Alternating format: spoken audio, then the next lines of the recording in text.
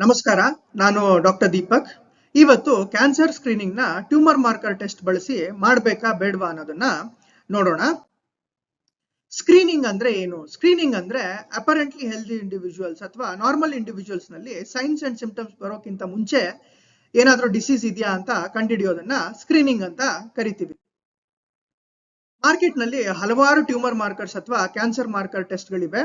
ಅದರಲ್ಲಿ ಕೆಲವೊಂದು ಎಕ್ಸಾಂಪಲ್ ನ ನಾನಿಲ್ಲಿ ತೆಗೆದುಕೊಂಡಿದ್ದೀನಿ.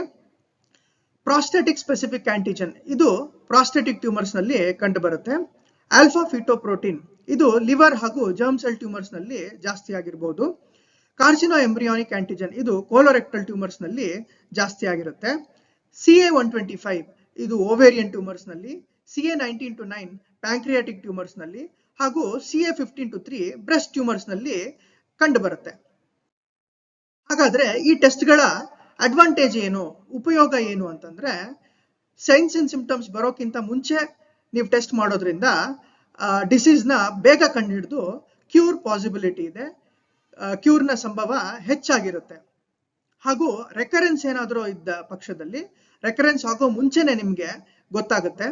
ಆಮೇಲೆ ಹೈ ರಿಸ್ಕ್ ಇಂಡಿವಿಜುವಲ್ ಅಥವಾ ಫ್ಯಾಮಿಲಿ ಹಿಸ್ಟ್ರಿ ಯಾರಿಗಿದೆ, ಕೆಲವರಲ್ಲಿ ಜೆನೆಟಿಕ್ ಅಬ್ನಾರ್ಮಾಲಿಟೀಸ್ ಇರುತ್ತೆ, ಅವರಲ್ಲಿ ಕ್ಯಾನ್ಸರ್ನ ಹಾಗೂ ಹಲವಾರು ಸಮಸ್ಯೆ ಅಥವಾ ರೋಗಗಳ ಸಂಭವ ಜಾಸ್ತಿ ಇರುತ್ತೆ. ಅಂತವರಲ್ಲಿ ನೀವು ಸ್ಕ್ರೀನಿಂಗ್ ಮಾಡೋದ್ರಿಂದ ಮೊದಲೇ ಕಂಡುಹಿಡಿದು ಟ್ರೀಟ್ಮೆಂಟ್ ನ ಮಾಡಿಸ್ಕೊಳ್ಬಹುದು.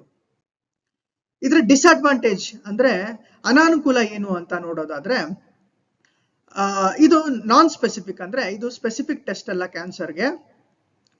ಇದಾದ್ಮೇಲೆ ಇದು ಅಕಸ್ಮಾತ್ ಏನಾದ್ರು ಜಾಸ್ತಿ ಇತ್ತು ಅಂತ ಹೇಳಿದ್ರೆ ಮತ್ತೆ ಕನ್ಫರ್ಮೇಟರಿ ಟೆಸ್ಟ್ ಅಂತ ನೀವಿನ್ನು ಹಲವಾರು ಟೆಸ್ಟ್ ಗಳನ್ನ ಮಾಡ್ಬೇಕಾಗತ್ತೆ.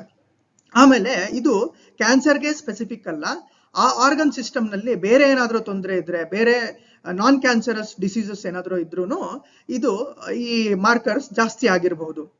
ಹಾಗೂ ಕೆಲವೊಮ್ಮೆ ಏನಾಗುತ್ತೆ, ಬಾರ್ಡರ್ ಲೈನ್ ನಲ್ಲಿ ಜಾಸ್ತಿ ಆಗಿರುತ್ತೆ, ಸಿಗ್ನಿಫಿಕೆಂಟ್ ರೈಸ್ ಇರೋದಿಲ್ಲ. ಆವಾಗ ನಿಮ್ಗೆ ಅನುಕೂಲ ಆಗೋದಕ್ಕಿಂತ ಜಾಸ್ತಿ ಅನಾನುಕೂಲನೇ ಜಾಸ್ತಿ ಆಗುತ್ತೆ. ನಾನೊಂದು ವಿಡಿಯೋ ಮಾಡಿದ್ದೆ ಯುಲಿಸಿಸ್ ಸಿಂಡ್ರೋಮ್ ಅಂತ, ಅದರ ಅನುಭವ ಕೂಡ ಈ ತರ ಬಾರ್ಡರ್ ಲೈನ್ ಕೇಸಸ್ ನಲ್ಲಿ ನಿಮ್ಗೆ ಆಗಬಹುದು. ಹಾಗಾದ್ರೆ ಏನ್ ಮಾಡ್ಬೇಕು ನಾವು? ಟೆಸ್ಟ್ ಮಾಡಿಸ್ಬೇಕಾ ಬೇಡವಾ? ಏನು ಟೇಕ್ ಹೋಮ್ ಮೆಸೇಜ್ ಅಂತ ಅಂದ್ರೆ, ನನಗೆ ಅನ್ಸಿದ ಮಟ್ಟಿಗೆ ಡಾಕ್ಟರ್ನ ಅಡ್ವೈಸ್ ತಗೊಂಡು ಈ ಟೆಸ್ಟ್ ಗಳನ್ನ ಮಾಡಿಸೋದು ಒಳ್ಳೇದು. ಅಕಸ್ಮಾತ್ ನೀವಾಗೆ ಆನ್ಲೈನ್ ಅಲ್ಲಿ ನೀವೇ ಬುಕ್ ಮಾಡಿ ಮಾಡಿಸಿದ್ರೆ ಡಾಕ್ಟರ್ನ ಕನ್ಸಲ್ಟ್ ಮಾಡಿ ಅವರನ್ನ ಒಂದ್ಸಲ ಭೇಟಿಯಾಗಿ ಪೂರ್ತಿ ವಿವರವಾಗಿ ಅದ್ರ ಬಗ್ಗೆ ತಿಳ್ಕೊಳ್ಳಿ. ಹಾಗೂ ಕೊನೆಯದಾಗಿ ಏನ್ ಹೇಳ್ಬೇಕು ಅಂತ ಇಷ್ಟಪಡ್ತೀನಿ ಅಂದ್ರೆ, ಮ್ಯಾನುಫ್ಯಾಕ್ಚರರ್ಸ್ ಅಥವಾ ಈ ರಿಯೇಜೆಂಟ್ ನ ಯಾರು ಈ ಟೆಸ್ಟ್ ಗಳನ್ನ ಮಾರ್ಕೆಟಿಗೆ ತಂದಿದ್ದಾರೆ ಅವರ ಪ್ರಕಾರ ಈ ಟೆಸ್ಟ್ ಗಳು ಸ್ಕ್ರೀನಿಂಗಿಗೆ ಯೂಸ್ ಮಾಡ್ಲಿಕ್ಕೆ ಆಗಲ್ಲ. ಈ ಟೆಸ್ಟ್ ಗಳನ್ನ ಆಲ್ರೆಡಿ ಡಯಾಗ್ನೋಸ್ ಆಗಿರೋ, ಟ್ಯೂಮರ್ ಡಯಾಗ್ನೋಸ್ ಆಗಿರೋ ಪೇಷಂಟ್ ಗಳಲ್ಲಿ ಮಾತ್ರ ಈ ಟೆಸ್ಟ್ ಗಳನ್ನ ಉಪಯೋಗಿಸ್ಕೋಬೇಕು.